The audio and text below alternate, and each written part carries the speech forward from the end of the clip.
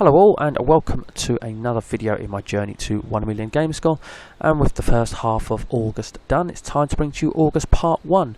Now August brought to me just under 8,500 Gamerscore. So let's crack on with the game, show you where I got it all, and if you've seen these videos you do know that I like to do these in chronological order, and that means the month started with Hexa. Now this is an easy completion, however it's only an easy completion with a guide. It's a puzzle game with numbers in hexagons and things like that, and you have to line them up to get a certain amount in a row. It was a fun puzzle game. I was going to start by not using a guide, but then I decided, because you have to complete it in hard mode, that I would just use the guide and get the game done. The guide that I used was from the good people of Achievement Land, who have made a bang-on guide about this, where if you put it on hard mode and follow their guide, you'll get all achievements in one playthrough. Their guide has a runtime of 43 minutes and 31 seconds. So I mean, if you're able to follow along with that immaculately, you can get it done with it under an hour. I had to factor in pausing. I just found it easier if I did that. Nothing wrong with the guide, seriously, great guide, but I just found that I had to pause it because I wanted to take it in and make sure I didn't mess up, and with that it took somewhere between an hour and 2 hours, probably about an hour and a half roughly for me. But the guide is absolutely bang on. You can find it in a place I've created, which is guys I've used with 100% success, so please do check it out if you're going for the completion and you just want to get the job done. It really is a bang on guide. Okay, so above Hexa is Ovivo or Ovivo, I don't know how to pronounce that. I don't think I made too bad of an effort there with those two guesses, but if you use the thumbnail as a guide there, you're this dot and you press a button to change colours, and if you're white you'll be in the black areas, and if you're black you'll be in the white areas, and then you do that to sort of move along, go down slopes, up slopes, depending on which colour you are, and then if you flick between them you can make the ball jump and things like that, and then some other mechanics are brought in later in the game.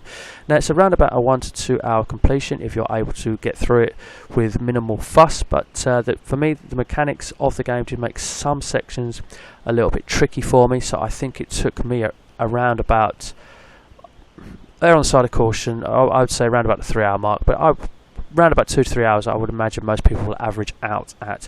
But you have to get all these story pieces, and you have to get all dots within all levels. I think there's 10 in each one, and you have to get all of those as you go along to unlock all achievements. Good thing about it is level select is a thing, it is available, so if you haven't unlocked all the dots achievement, if you go into a level and pause it, there should be a row of big dots at the bottom, and if there's one small dot amongst it or a couple, then you know you've missed some of the dots in the level. Generally as a rule, if you explore all the areas of the level, a lot of them are in plain sight and obvious.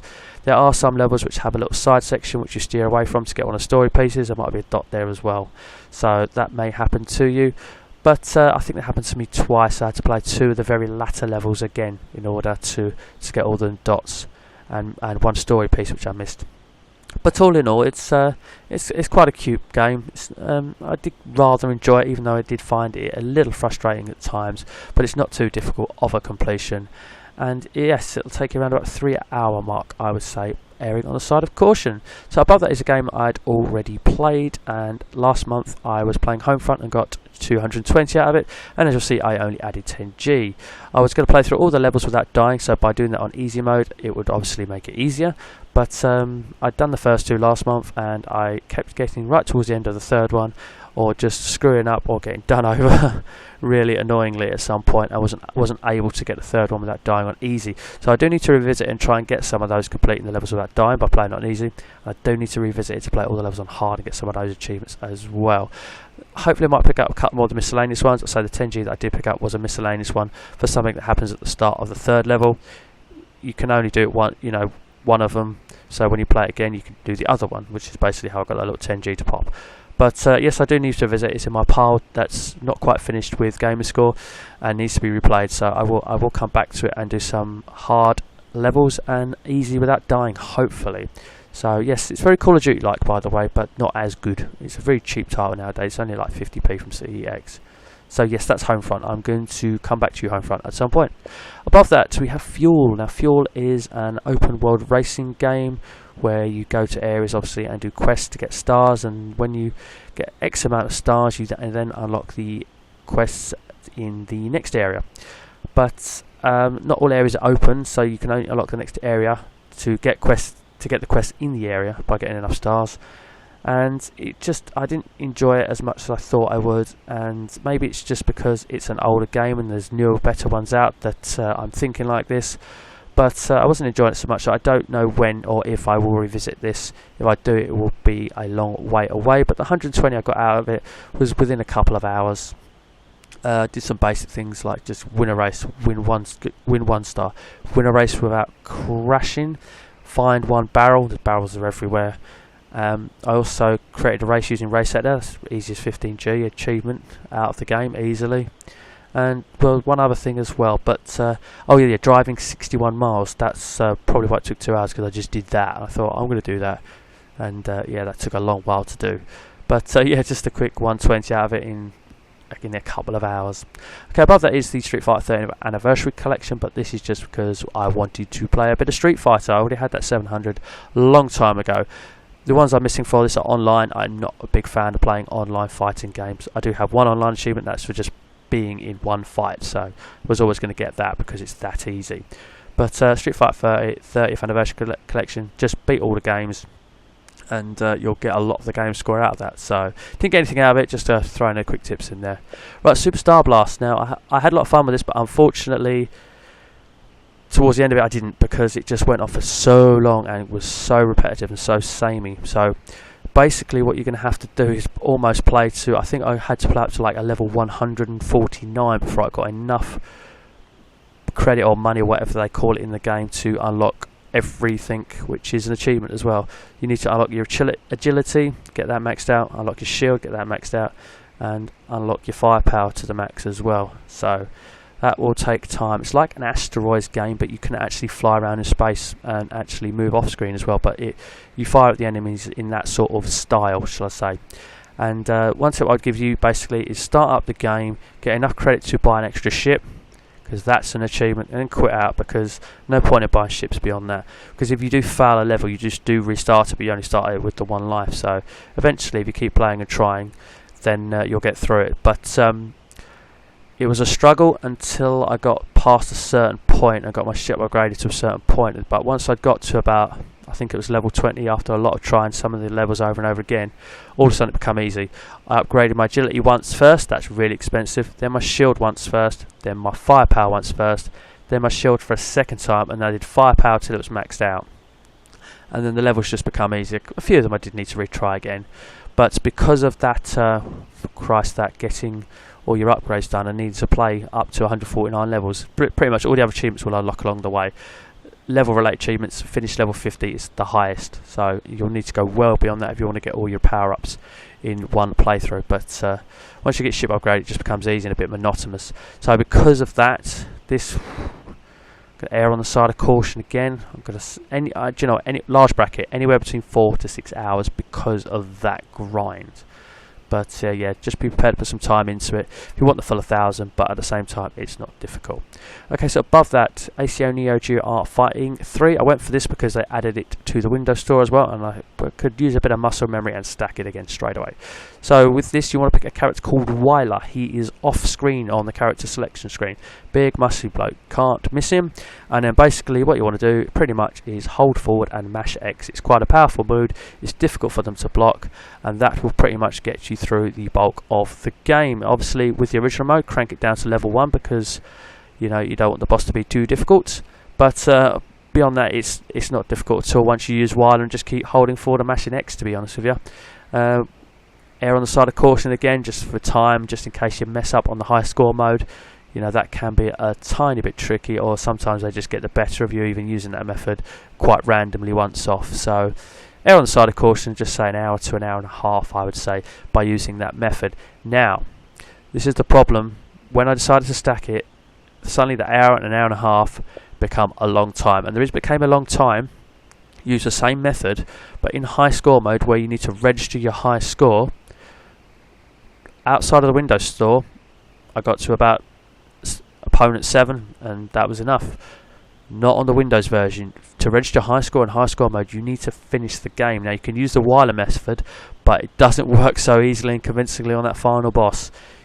I honestly, multiple attempts to the point I was getting really frustrated. One night I just had to leave it, come back the next day, put another hour or so into it, just keep getting to the boss and failing. So just so I can register my high score, you have to beat the game to register your high score on the Windows Store. But eventually I got there. I learnt that you couldn't do that, just press forward and X so much. You had to jump, you had to duck and hit, and you had to block a lot to beat the final boss, because obviously you can't crank the level down in high score mode, which you must do in original mode to make that real easy. But yeah, that's just a little word of warning there. On the Xbox Live Store, at the moment it is easy, because you don't have to go all the way to register high score, but on the Windows Store you have to finish high score mode in order to register it. Okay, just played a little bit of Ducktales Remastered. It was announced that it was being delisted, and if it was in your ready to install, you needed to install it so you didn't lose it forever. So I did that. I played the first level, which gives you an achievement for beating the boss, and then it opens up the hub and all the levels that you can pick to go to. And I haven't really moved on from there. I'm playing on the hardest difficulty so that I get all the achievements tied to that. I've just got a couple of random other 5G achievements within that sort of hub area, so that just for doing random things like, I think, diving in the money pit, which is just there, and buying something from the art gallery because I had some coins. So yeah, just a quick 20G, and to be honest with you, I need to play it. I was only with it, just spent half an hour with it and popped a quick 20G out of it. Okay, so next up we have Sagebrush, and this has another fantastic guide by the people of Achievement Land, which I've used. Their runtime is 39 minutes and 21 seconds. Again, it's an absolute bang-on guide. Do not use a guide, and this will take you a very long time to work out the stuff, but these guys have made it super easy for you. Like I always say, you may need to allow for pausing, so that to me puts it in the 1 to 2 hour bracket, but if you can follow the guide along, which is actually very easy, much easier than a lot of other games to follow along as you're watching it, so you may get it done with under an hour whilst actually using the guide as well, but I always try to edge on the side of caution, like I say, between 1 to 2 hours. And again, you can find this in my guides I've used with 100% success playlist, so find it in there and use their guide. It is a bang on guide. Great job, lads. Okay, above that is Dark Void. It's just a game I haven't finished yet, and trying to revisit some of the play some of the 360 stuff I've never touched, and my idea is just to play through the Dark Void campaign. I've got up to about chapter 5 or 6, and I think there's about, I don't know, somewhere between 10 and 12 in it, and you get loads of achievements just for playing through the game, and that's basically what I'm doing. I have managed to keep an eye and pick off a couple of the miscellaneous achievements, so just go through the list and try and pick up, read what they are, so that you can pick a couple off. Like, I shot 5 spaceships in the prologue, which is an achievement, but you can get through the prologue without shooting 5 spaceships. So, when I didn't get 5 first time round, I had another crack and then got 5. But yeah, I'm enjoying it actually. Again, this is like only 50p in CX, this game, and it's a really good game actually. It's quite fun. Has some cover-based shooting in it, sort of a la Gears of War, but not as good. But at the same time, it's still a decent little budget title, to be honest with you, actually. And yeah, I'm actually enjoying it. So I need to get back and finish that. And you should probably, no, not probably, you will see this pop up in the next video. And hopefully I will have completed the campaign on normal, and we'll see what we get or add to that 180. Okay, so I thought I'd give a Neo Geo game a bash again, and I went for Karnov's Revenge, and I picked the character on the top row, far right, called Lee, and if you quarter circle down to forward and hit RT, you do this quite strong punching move, and that is good enough to get you through caravan mode, all 3 markers. You might need a couple of attempts, so it's good enough if you crank the difficulty down to level 1 on original mode. And I don't think it voids your score if you need to continue as well, so it's never going to be an issue getting into the scoring markers there, really. You can also use interrupt save data trick if you want to not have to revisit sections again and again. And then the ones that I'm missing are the 2 top high score mode bracket ones. They're going to be tricky even with the method that I'm using. The top one's going to be very difficult. I may be able to nick the 150,000 point second margin. So I would say it's not too difficult. An 820, you can get the 820 using the character I say in around about an hour. But be prepared to put some time in if you want to get to the top marker in the high score mode, I would say. Okay, above that is just a game that I got for Christmas, and I just thought, I need to revisit this. I'm going to finish the first Crash Bandicoot game. So basically the 485 I've got out there is for one playthrough of the first Crash Bandicoot game, which takes, 2 to 3 hours to do. There are some miscellaneous achievements, or some that you won't get just by playing through, like earn 5 relics, 10 relics. I only just got that. I've got exactly 10. And you'll also need to pick up some of the coloured gems as well to get to certain mysterious areas. But I also got the achievement for getting 99 lives by is the Lost City, where you get 4 or 5 at the beginning, then you can quit out, save it, and go back and pick up 4 or 5 again.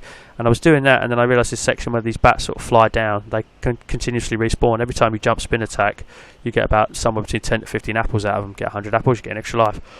So I just stood there while I was doing other stuff, mashing X and A, and and letting the lives sort of work their way up a little bit while I'm doing other stuff. But yeah, 485 just out of finishing the first Crash Bandicoot game within it, so I'm looking to play the second one within the rest of this month, hopefully. Maybe make a start on the third as well. So there's plenty of Gamerscore in this game, so I should get a nice chunk out of this as well by playing the other 2 games. And then finally above it we have Gravity Duck, and it's a Ratalaika game special. It really, people have claimed to have got the full 1000G in 15-20 minutes or so. I think it took me somewhere between half hour and 45 minutes, but it's definitely under an hour completion. You're this duck, and you press the button to flip between the walls, and you stick to them, and you sort of make your way around these puzzles. You will unlock all achievements along the way if you get to level 15 in the second area, basically, because you need to get 50 golden eggs, and that's 15 levels into the second area. There's achievements for completing the first area.